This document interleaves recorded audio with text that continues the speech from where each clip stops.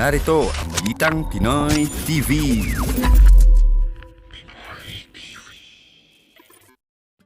Okay, dalawa po kasi yung ating pag-uusapan ngayon, no? Una nating pag-uusapan ay booking na booking itong si Matibag na nagsisinungaling. Binuking ito ni Congressman Pia Cayetano. At meron po akong video na ipapakita sa inyo kung saan sunog itong si Matibag sa kanyang kasinungalingan. Dahil dito sa video na ipapakita ko sa inyo ay inexplain ni Pia Cayetano kung bakit nagsisinungaling itong si Matibag. At may resibo pa at may ebidensya pa na pinakita itong si Pia Cayetano. Okay? Mamaya, yun po ang ating i-explain at pag-uusapan. Okay? Pero bago ang lahat, paki-like at saka paki-share sa mga nanonood. At sa mga first time dito sa Donmar TV, subscribe na po kayo. Okay? Thank you very much. So, punta na tayo dito sa ating unang balita. Gusto kong ipakita sa inyo ang video kung saan pinatunayan ni Senador Pia Cayetano na sinungaling itong si Matibag. Ito po yung video. Ba't walang ganun? Ba't walang ganun? Ito. Ano ulit yung sinabi niya? Ulitin natin. Makinig kayong mabuti kasi inexplain ito ng mabuti ni Pia Cayetano bakit sinungaling si Matibag. Play. Kasi dito kami ngayon, no? You're here in Sequoia Hotel. Sequoia? Dito lahat ng list of directors and officers. We're having fellowship and planning namin ngayon. Oo. So wala ka sa Senado? Wala po. Wala kami. We are on standdown because that's the instruction. Sequoia. Okay. So wala sila dyan. Okay, sige, wala po kayo sa NBI. Ay, wala kayo sa Senate. Okay, wala kayo. Sige. Establish na po yun. I'm sure na. And in your previous sinabi niyo din, sabi ko, balikan ko yung first kasi ito na yung next point ko. Ulitin natin yung first video. The first video. Wala kaming agent dyan. Ulitin ko yan. Sorry, importante yan eh. Importante yan. So sabi, wala kaming agent dyan. Narinig nyo ha? Wala kaming agent dyan. Kasi daw nagpaputok. Ulitin ko pa ulit. Imbestigahan yung pahuli nyo. Sabi ko, wala kaming agent dyan. Yun na. Wala naman po talaga. Kasi daw nagpaputok. Wala kaming agent dyan at wala naman po talaga. Okay? Yan yung interview niya noong May 13. The following day, on May 14, I'm sure na wala po tayong tao sa Senate premises, sa Senate building po. Pero nag-request po si GM Vic Veloso na magpadala po ng NBI. So yun po yung nangyari. Meron po tayong mga NBI doon po sa GSIS. I'm sure na wala po tayong tao sa Senate premises. okay, ulitin ko yung sinabi niya. Wala daw siyang tao sa Senate premises. Sa Senate building, wala daw. Pero doon niya ni-reveal the following day, May 14, Thursday, na merong tao sa GSIS. Okay? So, meron tao sa GSIS. So, ano yung pinapahiwatig niya? Sa Senate wala, pero sa GSIS meron. Mga kababayan, I would assume, lahat po kayo, hindi kayo familiar sa GSIS building, sa Senate building. So, I will show you. Kasi itong mga senador na ito, sila yung familiar. Kasi araw-araw po silang nagtatrabaho dyan, di ba? So, sila yung familiar sa lugar na yan. Okay? Sila yung makapagsabi kung ano yung ibig sabihin ni Matibag na bali-baliko yung kanilang explanation. Ito pakinggan ninyo. What it looks like. Here. Itong buong to. Yan. Okay? Itong kulay dilaw is the building. Building yan. Okay? Building yan. Ito garden. Garden yan. Okay? Work. Pin yan ng chief of staff ko. Office ko yan. Kung mapapansin mo parang ganun kasi parang terraces yung design. I'll show you a picture actually later. Basta yan yung office ko. Yan. Tapos, katabi ko mga ibang senators dyan. Tapos, meron sa kabila. Basta side na to, yan yung office ko na nakaharap sa garden ng GSIS. Anong building to? Nakalagay, Union Bank of the Philippines. Yan lang naman yung tag, no? But GSIS pa rin yan. Hindi Senate office yan. GSIS offices yan. Magkadugtong, mga kababayan, magkadugtong ang building namin. Walang pagitan. Magkadugtong ang building namin kasi kaming senators, nagli-lease kami, nagre-rent kami sa GSIS. It is one complex. Look, it is one building. Naghahanap ako ng picture ko, pero sige, pakita nyo na lang. Kaya lang yung photographer ko kasi, nagpa-picture ako dito kasi may parang balkonahe yan eh. Nagpa-picture ako dyan. Kaya lang close up. Gusto ko sana na pag na-picturean, I'll do it on Monday pagpasok ko ulit sa Senate. Pag picture mo na ganun, makikita mo yung likod nun. Ang likod nun, yung garden that we share. Okay? So, pag sinabi ni NBI, ayan, ito yung picture ko. Unfortunately, sobrang galing ng photographer ko. Hindi mo makikita yung likod nun. Pero, yan yung mga halaman ko dyan. Yan yung naka-display dyan sa balkonahe. Tapos pababa. So, pag ako'y tumalikod, okay, gumanon ako. Ngayon, sa sofa ko, dumungaw akong ganun. Yung garden ng GSIS yung makikita ko. So, Balik tayo sa akin, okay? Hawakan ko na lang to sa tabi ko. Dali, nangalay yung kamay ko. Kung sasabihin ni NBI Director, wala siyang tao sa Senate. Sabi ni NBI Director, wala siyang tao sa Senate, pero meron siya sa GSIS. Saan? Sa baba ng balkonahe ko? O sa dulo ng building ko? Nilalakad ko to guys, minsan pagka yung mahaba yung oras namin sa Senate. Hanap ka ng picture ng hallway natin. Mahaba yung hallway. Yung dulo ng hallway ko, dito, papunta doon. Ang dulo-dulo nun, didikit na yun sa GSIS. So, nasan yung NBI niya? Doon sa kabila lang ng pader. So, pag kinatok ko, babalikan ako ng katok ng NBI agent niya. Andito lang po kami sa likod. Wala ko kami dyan sa premises nyo. Correct. So, yan ba ay maayos is that a reasonable and responsible and professional response to your agreement with the Senate President that you will vacate? Tapos, andun ka lang pala sa gilid namin? Correct. Pag nagulog ako ng barya, dun sa ganon, sasaluhin ng agent mo yun. Pag kinatok ko yung pader, nandun pala yung agent mo. Tapos hindi ka makasaklolo? Correct. Sasabihin mo, wala kang tao? Anong klaseng tao ka? Paano ng mga kababayan natin kung naglolokohan tayo ng ganito? Yun lang po, ang point ko. Yun lang. Ano tong picture? Ayan. Ito yung hallway na sinasabi ko. O yan, mababaliw na ako sa kakahawak nitong mga gadgets. Pag naglakad ka dyan sa hallway, ito yung hallway. Ito. So, ang dulo niyan, dikit na yan dun sa premises ng GSIS because this whole thing is the GSIS compound. Okay? Yun lang yun. Isang buo yun. Kaya NBI Director, Diyos ko, huwag ka manloko ng mga tao na wala ako sa Senate, nasa GSIS, dikit lang po tayo para tayong boarding house. Magkakadikit. Hindi tayo para mga luxury mansion. Correct. Na makakapal yung pagitan natin, na may makapal pa na pader. Wala. Huwag mo kaming lokohin. At huwag mo lokohin ng taong bayan. So, no. You were right there. Not you personally, but your people. If you wanted to tell me and Senator Lauren that you wanted to help, you could have said, may tao ako sa GSIS kasi nag-request si President Veloso of GSIS ng security. Pwede silang tumulong sa inyo. Ba't walang ganun? Isipin mo nga. Isipin niyo mga kababayan. Daming conspiracy theories dyan. O yan, ang isipin nyo. Ba't naglolokohan tayo? Take a moment to think about it. Look at that. I'll show you the live photo. Ito, medyo mas mahirap intindihin. Pero, ayan no, paikot lang yan. Yan yung garden. Iisang building lang yon. Yeah. And I wanna show you our address. Sorry, tuloy ko na to. So, kung galing ka dun sa taas, pababa, ayan lang yan oh. Ito building namin. Ito yung garden. So, paano kung may agent siya dyan? Pwede naman kaming akitin. Pwede kaming barilin. Nakarinig na kami ng barilan. Tapos sasabihin mo, wala kang agent. Tapos kinabukasan, meron. Pero nasa GIS, nandun? O ito, staff ko to. Pababa sila from my office, yung ngayong balkonahe. Pababa dun. Ang baba nun is, yung garden nga na sinasabi ko. Don't lie. Problema dito sa gobyerno. Matibag, don't lie. Don't lie, Matibag. O dami nagsisinungaling. Di ba? So, yun po. Malinaw ang explanation ni Senator Pia Cayetano. Matibag. Kahit anong pa-interview mo sa media, booking ka. Sa bagay, ang mga media rin naman, kampi ninyo. Pero itong si Senator Pia, hindi po ito nagsisinungaling. Kasi may resibo siya. Taga dyan siya. Araw-araw silang nagtatrabaho dyan. In-explain niya ng maigi. So, dito mo talaga makikita na ang mga explanations ni Matibag inconsistent. Inconsistent. Sa korte niyan, hindi yan papasa. At itong si Pia Cayetano at itong si Senator Alan Peter Cayetano, mga lawyers ito, mga matatalino. Hindi po ito basta-basta ninyong maluloko. Di ba?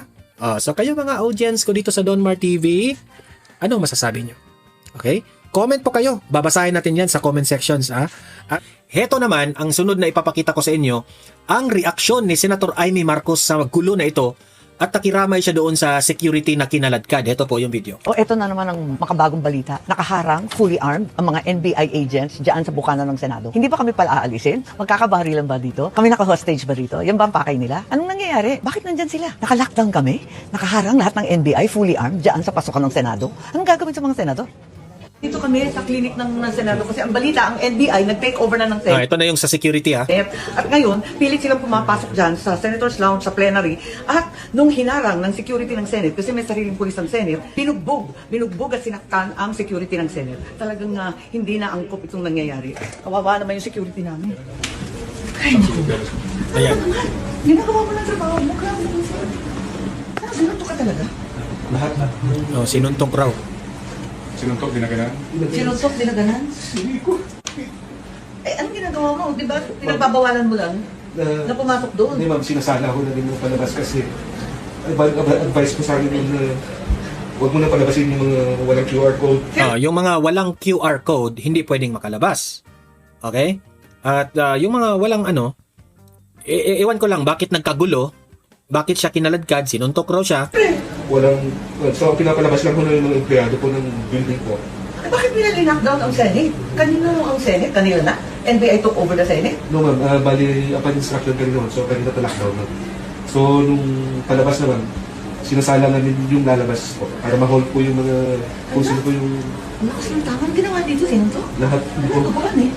Pati dito, nag-back and roll ka na oh. Nag-back and roll ka na oh. Yan, no? Miski kabila. Kabila, di ba? Oh, ayun. Ano ba?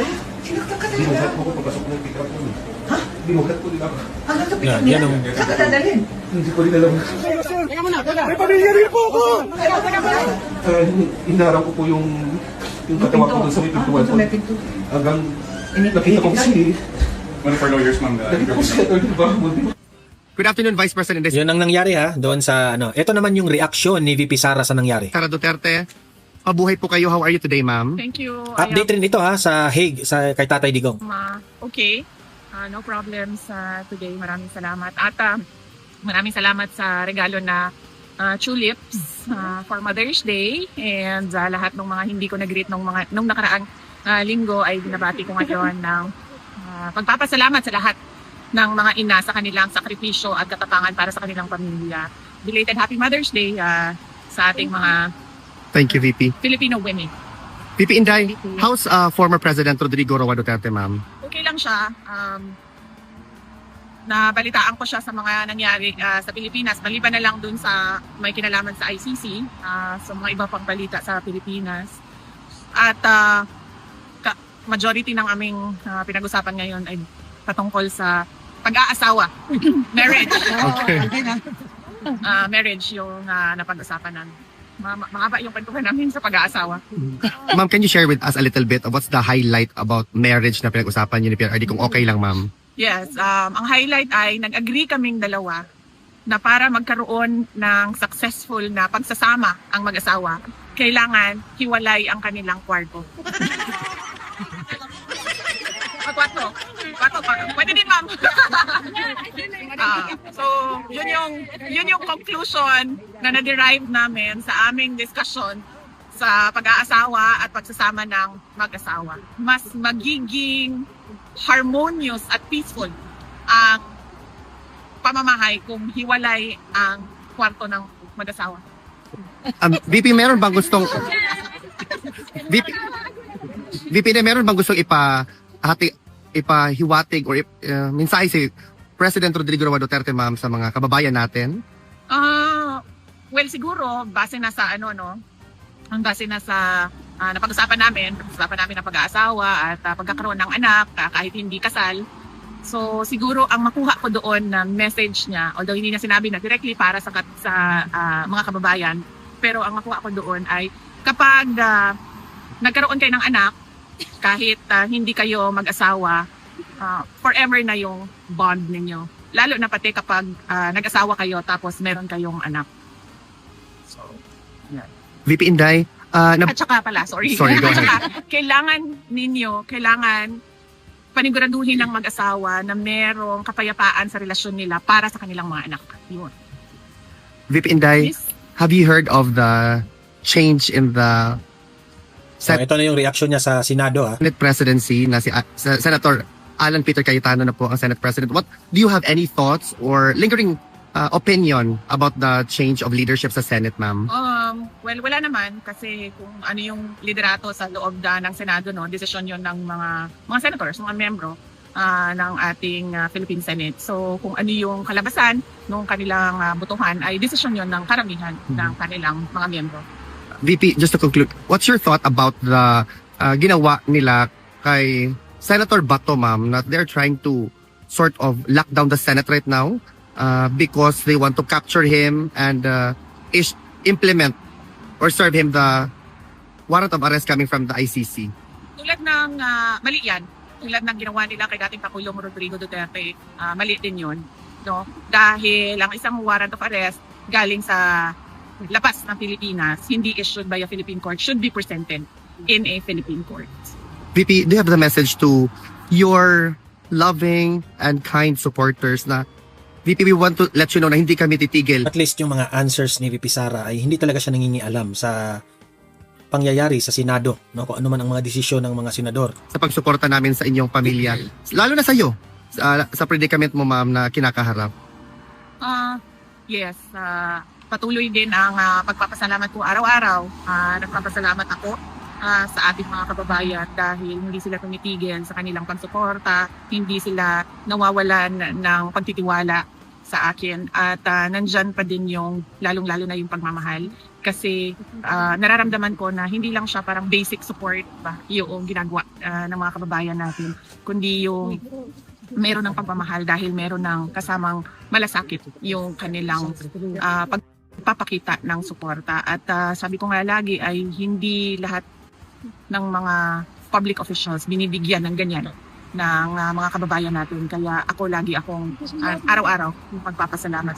At araw-araw ako din nagdarasal na maging maayos yung Pilipinas dahil yun yung kapalit sa pagmamahal ng taong bayan. VP Inday, maaasahan mo na sa 2028 ibabalik namin ang tapang at malasakit. Duterte! So, ayan yung update kay VP Ito na Sara. naman ang Ito naman, ipapakita ko sa inyo itong pagkatapos ng nangyari kay Senator Bato doon sa Senado, nagpalabas ng breaking news ang ABS-CBN kahapon patungkol po dito sa law firm files an urgent manifestation before SC for the immediate judicial protection of De La Rosa from any warrantless arrest or ICC rendition. Okay? So ang mga law firms ay nag-file dito sa SC na protektahan si Bato de la Rosa, and that's good. Okay? Sana aksyonan ito ng Supreme Court. Okay? Yan ang atong dasal natin yan. Tapos, yung mga naghihingi ng mga pangalan, okay? Nandito po, i-zoom lang ninyo. Ito yung complete list of names, no? Ito yung mga pangalan ng mga congressman na nag-say no to impeachment ni VP Sara. Okay? Bohol Representative Maria Vanessa Omentado, General Santos City Representative Sherlyn Banyas Nograles, Cavite Representative Francisco Barzaga, Agusan del Norte Representative Dale Corvera. Ito na nga mga kabalita. Ano na ang masasabi nyo patungkol sa balitang ito? Please comment down below mga kabalita. Pag-usapan natin yan sa comment section. At kung di ka pa nakasubscribe sa ating channel, baka naman